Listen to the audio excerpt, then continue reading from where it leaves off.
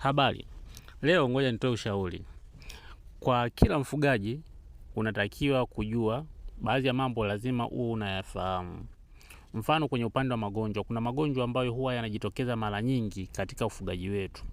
Ugonjwa wa kwanza, coccidiosis. Jitahidi kujua dalili za ugonjwa huu, chanzo cha ugonjwa huu, namna ya kuzuia pamoja na matibabu yake. Mfano, mimi nakutajia labda matibabu ya ugonjwa wa coccidiosis. Dawa unazoweza kutumia kutibu ugonjwa wa coccidiosis, moja inaweza kuwa Amprolium 20%, kuna ESB3, kuna Trimazine 30%. Pia unaweza ukawapa Vitacox au Agracox. Hizo ni dawa ambazo unaweza kutumia kutibu coccidiosis, lakini inatakiwa uzingatie usafi wa vyombo vya chakula na maji pamoja na mazingira ambayo kuku wanaishi. Ugonjwa wa pili ambao unatakiwa kujua vizuri ni kuhusu typhoid.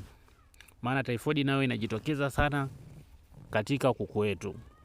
Hii unatakiwa ujitahidi ujue angalau dalili za typhoid, namna ya kuzuia pamoja na matibabu. Mimi nakutajia dawa ambazo zinaweza kutumika kutibu ugonjwa wa typhoid. Dawa kwanza ni EB3, kuna Trimafam, Enovet, Ganadexil pamoja na Limoxin. Hizo ni dawa ambazo unaweza kutumia kutibu typhoid. Ugonjwa mwingine ambao unatakiwa kuwa makini nao ni ule mwalo mweupe ambao anasema Pleurum Bacillus diarrhea.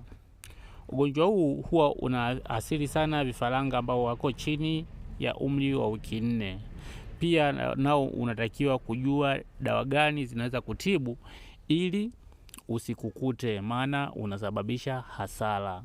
Asante, najua kila mmoja atakuwa amesikiliza ushauri huu, anaweza kaufuatilia na kujua vizuri kupitia video zilizopita kwa ajili ya kujifunza zaidi. Kama ni mara kwanza kuingia katika channel hii, gusa neno subscribe liko chini ya video hii.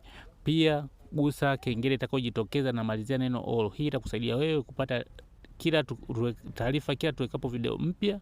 Pia itatusaidia sisi kujua wangapi wanafuatilia video zetu na kuzipenda, ili tuendelee kuweka video za mafunzo mengine. Asante.